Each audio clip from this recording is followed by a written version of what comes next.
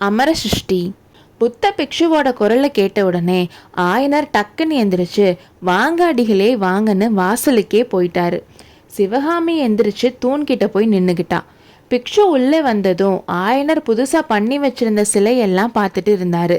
அப்போ தூண் பக்கத்தில் நின்றுட்டு இருந்த சிவகாமியை பார்த்து அந்த தூண் பக்கத்தில் நிற்கிறதும் சிலைதானான்னு கேட்டாரு. இல்லை சுவாமி, அவ என்னோட பொண்ணு சிவகாமின்னு சொன்னாரு. சிவகாமி கிட்ட பிக்ஷுவுக்கு வணக்கம் சொல்லுன்னு சொன்னாரு. அப்போ சிவகாமி நாகநந்திக்கு பின்னாடி இருந்த பரஞ்சோதியை பார்த்துட்டு இருந்தா. ஆயனர் சொன்னதும் அவர் பக்கம் திரும்பி வணக்கம் சொன்னான்.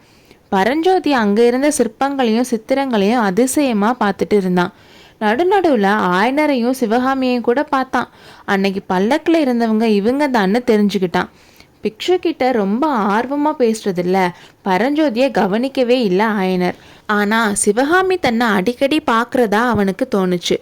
கிராமத்தில் பிறந்து வளர்ந்தவன், அம்மாவை தவிர வேற யார்கிட்ட பழகாத பரஞ்சோதிக்கு சிவகாமியோட முகத்தை நேராக பார்க்குறதுக்கு கூட கூச்சமாக இருந்துச்சு. அதுலேயும் சிவகாமி அவனை பார்க்குறான்னு தெரிஞ்சதும் அவன் அந்த பக்கமே திரும்பாம சிலையெல்லாம் பார்த்துட்டு இருந்தான். அப்போதான் அவன் அந்த சிலையெல்லாம் சிவகாமியோட ஜாடையில் இருக்கிறத கவனிச்சான். அதனால் அவனுக்கு சிவகாமி மேலே கடவுள்கிட்ட வர மாதிரி பயபக்தி வந்துச்சு. சிவகாமி புத்த பிக்ஷுவுக்கு வணக்கம் சொன்னப்போ அவர் பார்வையாலே முழுங்குற மாதிரி பார்த்தாரு. புத்த பிக்ஷுனியாக ஆசைப்படுறியா? புத்தரோட அருளால் அது நிறைவேறட்டும்னு சொன்னார். அவரோட இந்த ஆசீர்வாதம் 2 பேருக்குமே பிடிக்கலன்னு தெரிஞ்சுது. அவன் ஏதோ விளையாட்டுக்கு சொல்லிட்டு இருந்தான். 4 நாளைக்கு முன்னாடி காஞ்சியில் சிவகாமியோட அரங்கேற்றம் நடந்துச்சு. அதுக்கு நீங்கள் இல்லாமல் போயிட்டீங்களேன்னு ஆயனர் சொன்னார். ஆமாம், அரங்கேற்றம்னு கேள்விப்பட்டேன். அதுக்கப்புறம் நடந்ததும் கேள்விப்பட்டேன். மதையானக்கிட்ட இருந்து தப்பிச்சிங்களாமேன்னு கேட்டார். ஆமாம் சுவாமி, கடவுள் புண்ணியத்தில் தப்பிச்சோம். இன்னைக்கு உங்களுக்கு வேலை எதுவும் இல்லைன்னா இங்கேயே சாப்பிட்டு போகலாமேன்னு ஆயனர் சொன்னார். இன்னைக்கு இங்கே தான் சாப்பிட்ணுன்னு நினச்சிட்டு தான் வந்தேன்னு சொன்னார். அங்கே இருந்த 2 பெரிய கல்லில் 2 பேரும் உட்காந்தாங்க. அடிகளே, அஜந்தா ஓவியம் பற்றி ஏதாச்சும் தெரிஞ்சுதான்னு ஆயனர் கேட்டார். ஆனால் நாகநந்தி அவரோட கேள்விக்கு பதில் சொல்லாமல், ஆயனரே, தெய்வத்தோட சிருஷ்டியை விட உங்களோட சிருஷ்டியே பெருசுன்னு எனக்கு தோணுதுன்னு சொன்னார். தெய்வத்தோட சிருஷ்டியான இந்த உடம்பு அழிஞ்சு போயிடும். ஆனால் இந்த சிலைகள் இதுக்கு அழிவே இல்லை. 1000 வருஷம் ஆனாலும் எதுவும் ஆகாமல் அப்படியே இருக்கும். அப்போது உங்களோட சிருஷ்டி தானே பெருசுன்னு சொன்னார் புத்த பிக்ஷு. அதை கேட்ட ஆயனருக்கு ரொம்ப கர்வமாக இருந்துச்சு. இந்த எல்லா பெருமையும் சிவகாமியை தான் சேரும்.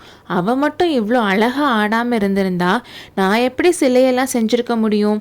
ருத்ராச்சாரியாரே பிரமிச்சு போயிட்டாரு. நீங்களும் நாவுக்கரசரும் இல்லாதது தான் எனக்கு ரொம்ப வருத்தம். சிவகாமி கூட அரங்கேற்றம் நின்று போனதால 4 நாள் கவலையாக இருந்தா. இன்னைக்கு தான் காலில் சலங்கையை கட்டினா. அடிகளே, யுத்தம் எதுக்கு வருது? எதுக்கு மக்கள் எல்லாம் ஒருத்தர் கொன்னுட்டு சாகணும்னு கேட்டாரு ஆயனர். இந்த கேள்வியை என்கிட்ட கேட்டு என்ன பிரயோஜனம் ஆயனரே? கொலையும் கொடூரமும் இருக்க இந்த உலகத்துல புத்த பகவான் அவதரிச்சு அன்புன்ற மதத்தை பரப்பினாரு. அதுக்காக பிக்ஷுக்களுக்கு சங்கம் வச்சாரு. ஆனா இப்போ புத்த பிக்ஷுவை கேலி பண்ணி சிரிக்கிற காலம் இது. யுத்தம் ஏன் வருதுன்னு நீங்க என்ன கேட்குறீங்கன்னு சொன்னாரு. அப்போ சிவகாமி, அப்பா, புத்த பகவான் அன்பு மதத்தை பரப்புனது உண்மைதான். ஆனால் இந்த காலத்தில் அவரோட பேரை சொல்லி போலியான புத்த பிக்ஷுக்கள் மக்களை ஏமாத்திட்டு வராங்க. அதனால தான் யுத்தம்லாம் வருதுன்னு சொன்னான். இதனடா வம்புன்னு ஆயனருக்கு தோணுச்சு. பேச்சை எப்படியாவது மாற்றி ஆகணுமேன்னு சுற்றி முற்றி பார்த்தாரு. அப்பா அவரோட பார்வை சிலையெல்லாம் பார்த்துட்டு இருந்த பரஞ்சோதி மேலே விழுந்துச்சு. சுவாமி, அந்த பிள்ளை யார்? உங்களுடைய சீடனா என்று கேட்டார் ஆயனர். அடுத்த அத்தியாயத்தில் சந்திப்போம்.